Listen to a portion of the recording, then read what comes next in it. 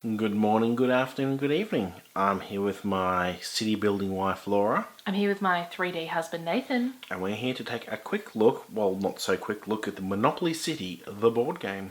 Yes, so we're not going to play this because, It's Monopoly's notorious. It can take who knows how long. You can set a time, but we'll get into that later. So we're just going to have a look at the pieces and how it is different from the regular game. Well, at least touch on most of the points. It's been some time now since I've personally played it. There's also quite a lot to this one. So some of the Monopoly variations are not too different. They've got a couple of very small changes, but apart from that, they're just cosmetic. This one, however, has quite a lot of different stuff to it. It's easy to pick up as you go. But... It plays similar to the Milton Bradley Hotels game in the 80s. Yeah, a little bit like that. Okay, so there is the back of the box, so that gives you a better look at the cool new building. From residential, industrial to skyscrapers and much more. Not really. Not much more, no. Not much more. You can kind of see there how all the different 3D pieces are there, and they have the quick play, trading unit or whatever. So that quite a few of the new ones have. Yeah, it pretty much just a timer. Yeah. So we are going to upside down, open it up, show you everything, and talk about what all the bits and pieces do. All right. So first of all, le money. They're in millions, or at least the larger denominations are. Yes, no more $100 notes or $500. It's come up in the world a bit. just add a couple of zeros to it and you'll be right. Yeah.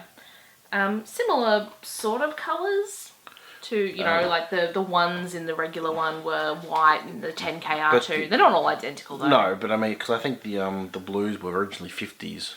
In this one it would be like a 20. Yeah, so it depends again on what set you had as well. So there you go. The money's just, it's money. It's money, exactly. Alright, so do you want to show, there you go. It doesn't have any batteries in it, but it's a timer. You can use it for trading. It was for auctioning. So it's mainly for auctions and also for how many buildings you can build. So the idea of this Monopoly version is not necessarily to just, get like a one set and hope that the other person lands on it, but it's actually to build up a whole area, multiple districts. And so you can build buildings on these districts, which, I'm going to show that there is batteries in it. The button on the side, if you would turn it over, is the building button. So when you get to the point where you can build them, that tells you... say you could build up to 2 blocks. And I'm not sure if the camera's picking it up, but there's a train icon. I believe that means you can take the transit systems, any other transit system. You can build a station instead of a building. Not take it, build it. There is transport involved somewhere. There is transport. So do you want to start showing some of like the pieces and everything, and I'll start talking about the game because I think I know it a little better than Nathan. Yeah, I haven't played this for a very long time. So again, I'm just going to talk about the things that are different. If you want to know how to play proper Monopoly, maybe go look that up yourself. So you can actually build on every single turn. It's a paint bucket. Or every single roll.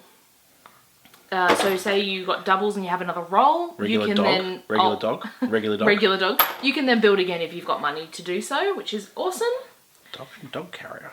When you see the board, you'll see the districts on there, but if it's the same as before, if you build like a house, it makes it more expensive. And if you own like a whole range or a whole like colour. A whole set, a whole district, yeah.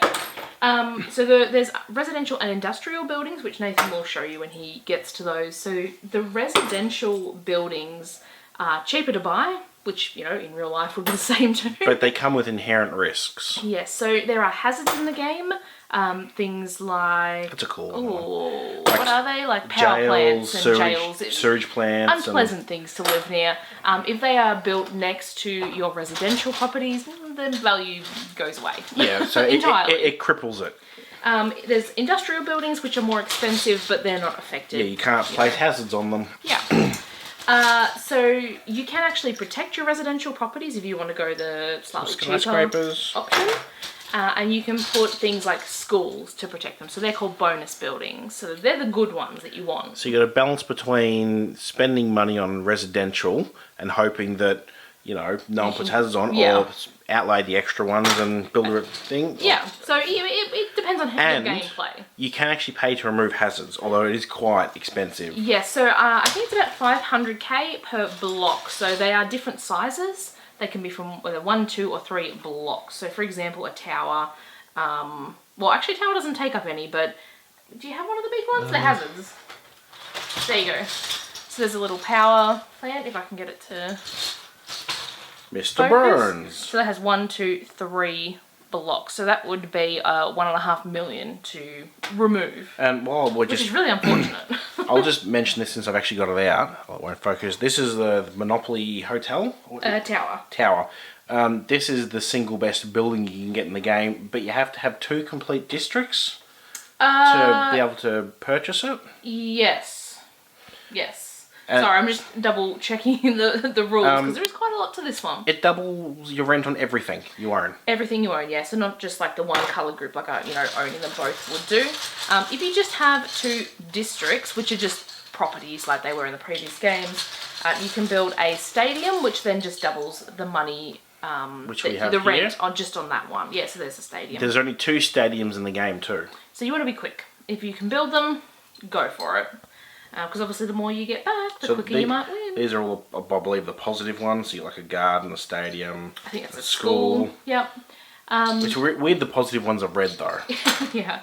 We should mention how to win this game. You can either do it the old-fashioned way and bankrupt everybody but yourself, or you can pick a timed amount. So this actually has a timer that you can use as well. It just depends on how you want to play and who you're playing with, I suppose. If I recall, it was the games of Monopoly City don't last nearly as long as a regular Monopoly. It's a lot easier to cripple someone. Well, again, it depends on what you land on. I mean, a lot of it is chance and obviously, how ruthless you are.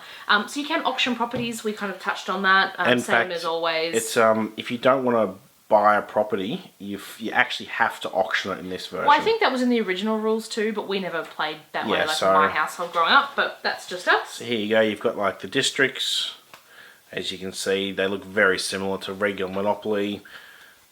I believe they've only got 2, some of them have 3, some of them have 2. They're obviously different properties themselves as well. The station that we mentioned on here before. So if you do land on a station after one has been built on the board, you can use it to travel to any other station that's been built.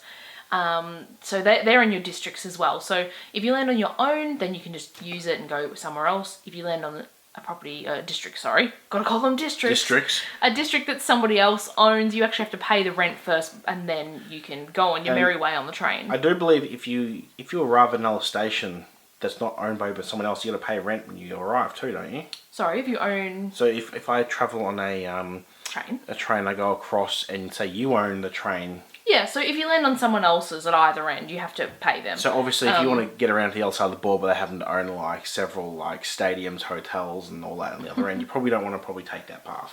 No, if you do land on something unowned at the other end, then that's fine. You can buy that as normal or auction it if you don't want to purchase. So here you go. Here's the reminder cards. Roll the dice, build if you want. The quick play sort of rules to remind you. Unknown district, so... So a couple of other things. There's an industry tax space on the board. So like the taxes, you only pay it if you have industrial buildings and then the amounts are on the board. The timer will flash as you saw when it's about to run out as well, which is handy. And Nathan has... Ooh, it's a secret card. You can turn it over. This is the Rent Dodge card. There is only one in the game, and you can only acquire it by landing on free parking. That is correct. And as the name suggests, it allows you to dodge rent. So this never gets discarded. So if I haven't used it and someone else lands on free parking, I hand it over to them. And once I use it, or the other player uses it, it goes back to free parking. Yeah, so you kind of want to be quick. Like, you don't want to be like, oh, I'll pay this small amount and I'll save it for later. Because if someone else lands on it, it's gone. And, you could have at least saved some money. So it depends, again, on how you play. I like this one. Toxic waste. Pay $1 million for each sewage works on districts that you own. If you don't have any sewage works, go to jail. I got a really hard time saying sewage works. Sewage works. So they're all the chance cards are different. Simply because a lot of the original ones wouldn't work with this game. There's no community chests either. It is just the all chance cards. Yeah. Steal a district and all its buildings from a player. So I mean, like something like this can really cripple someone. Oh yeah, we might want to open up the board too. I think that does help to kind of understand, since it is quite a different game. So you can actually build 8 blocks per district on the board. Oops. So there's like a district here. You can build 8 blocks. So what that means is the buildings that you saw before, the smaller ones are only 1 block. Then there's 2 and 3. So, you know, it just depends, and it will change obviously the amount of room. And also, it's like Tetris. If you can't fit them on a block, you can't place it there. That too. And you can only have 8 blocks per district.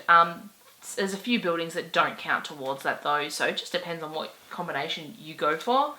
The stadiums don't count, for example, towards that 8. They're a freebie. So the skyscraper and tower also don't count towards the 8 blocks. The Monopoly Tower, I assume. Yes, the Monopoly Tower. And you can't have the tower and a skyscraper and double your rent twice. No, it's a one-off. Doesn't stack. Yes, exactly, which would be really nice if it did, but that would be, you know, game over for anyone who didn't have that. So pretty much it's going around, filling up your districts, avoiding hazards, and just building cities. That's pretty much it. So the only other thing, there's a few other little rules, but the only other thing major I want to say, if you can, I'm trying to get Nathan to pass me a property card. Sorry, wasn't being clear. So instead of houses, you count the number of blocks, and then that's what you pay. Whoops. The rent based upon.